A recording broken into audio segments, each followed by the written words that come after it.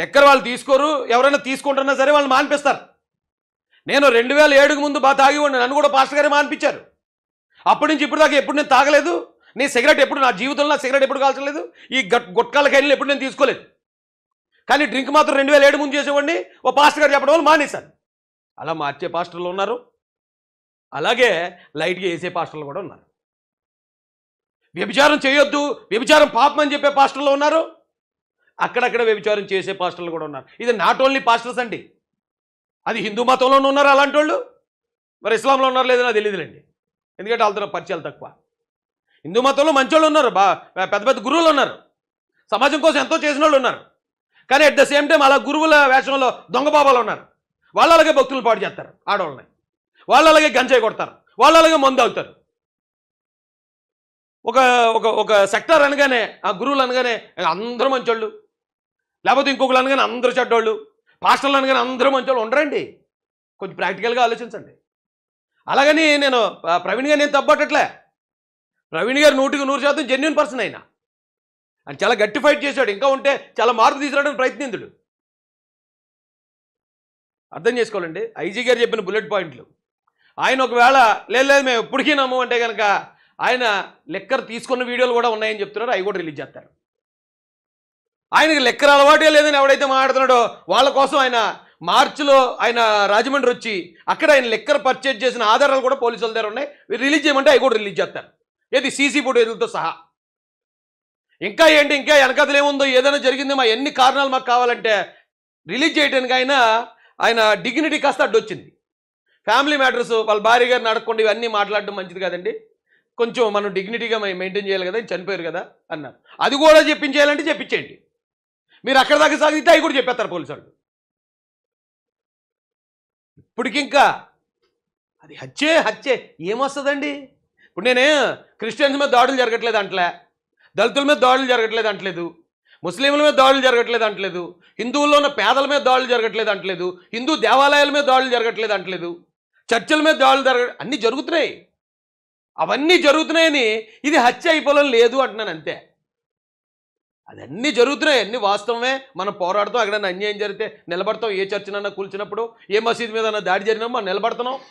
హిందూ దేవాలయాల మీద దాడి జరిగినప్పుడు వాళ్ళు ఎలాగ బలవంతులు కాబట్టి వాళ్ళు పోరాడుకుంటున్నారు. ఇవన్నీ జరుగుతున్నాయి. అవన్నీ జరుగుతున్నంత మాత్రాన లేదు ఇది హత్య కాదంటే నమ్మం. అది ఒక డ్రంక్ అండ్ డ్రైవ్ అని వస్తుండే మేము నమ్మం. నమ్మకపోతే ఏం చేస్తారు మరి? ఒకవేళ ఏమన్నట్టు సిబిఐ ఎంక్వైరీకి మీరు కోర్టుకు వెళ్ళొచ్చు ఇంకా డౌట్లు ఉంటే. లేదు ఇది తెలంగాణలో ఉన్నది కాబట్టి తెలంగాణలో మీరు రీపోస్ట్ మార్టం చేయించుకోవచ్చు, అక్కడ మళ్ళీ కంప్లైంట్ ఇవ్వచ్చు కొత్తది. కావాలనుకుంటే ఇక్కడ ఉన్న ఈ పోస్ట్ మార్టం రిపోర్ట్లు కానీ ఎంక్వైరీ డీటెయిల్స్ కానీ ఇవన్నీ పోలీసు వారు అందిస్తారు, ఏం ప్రాబ్లం లేదు. మీకున్న ప్రతి అనుమానం నివృత్తి చేసుకోండి. కొంతమంది అంటారు ఇది అమెరికా నుంచి ఎవరో వస్తున్నారని, వాళ్ళతో కూడా చేయించండి ఎంక్వైరీ. ఎక్కడైనా ఏదైనా పొరపాటు మీకు ఐడెంటిఫై అయితే నాకు కూడా చెప్పండి, నేను కూడా మీతో వచ్చి పోరాడతాను. కానీ ఇంకా క్లోజ్ చేయండి ఈ మ్యాటర్ని, ఇంకా ఫుల్ స్టాప్ పెట్టండి. ఇంకా సాగితే ఏమవుతుందంటే ఇంకా ఇంకా బదనాం అవుతాం. ఇప్పుడు నాకు తెలుసు చాలా చాలా వాస్తవాలు చాలా చోట్ల, అంటే అన్ని మతాల్లోనూ అందరూ ఈ మంచోళ్ళు ఏమి ఉండరు. ఇప్పుడు ఒకవేళ ఆయన డ్రింక్ తీసుకున్నారు అనుకుంది, ఆ వేళ అన్నాను నేను, ఆయన అమెరికాలో ఉండే వ్యక్తి, కోల్డ్ కంట్రీ అది, ఒకవేళ ఏమో ఆ కోల్డ్ కంట్రీ ఆ అట్మాస్ఫియర్కి లైట్గా తీసుకునే అలవాటు ఉంటుంది కొంతమందికి. అలా ఏమంటే అయ్య బాబు కాదు అస్సలు నేను చంపేస్తాం నిజాన్ని ఒప్పుకోవాలరా. నిజాన్ని ఒప్పుకోకపోతే ఆ ఆధారాలన్నీ ఎక్కడ మార్చగలుగుతాం? దయచేసి అర్థం చేసుకోండి. ఇంకా మనం గుడ్డిగా అబ్బాయి లేదా మేము అలాగా వాదిస్తాం, మేము అలాగే అంటే మీరు కూడా మూఢనమ్మకాలు మూఢ విశ్వాసాలు లెక్కలోనే ఉంటారు. దాన్ని ఎవడు కాదని అనలేము.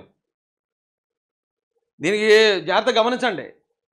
ఈయన ఫోటో పెట్టుకుని డబ్బులు దండుకున్న వాళ్ళు ఉన్నారు, ఈయన ఫోటో పెట్టుకుని రాజకీయంగా ఎదగాలనుకున్న వాళ్ళు ఉన్నారు, ఈయన ఫోటోని అంటే హత్యగా మార్చి ఈయన ఫోటోని పెట్టుకుని హత్యగా మార్చి గవర్నమెంట్ బదనం చేయాలనుకున్న వాళ్ళు ఉన్నారు.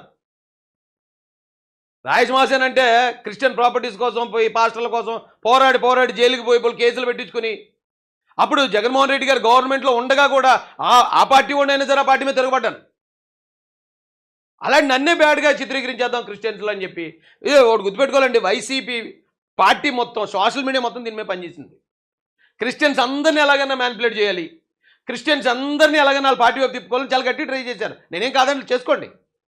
కానీ ఈ వాస్తవాలన్నింటినీ మీరు ఎలాగ ఆపగలరు? చాలా క్లియర్గా బుల్లెట్ పాయింట్లు అని చెప్పేశాను నేను.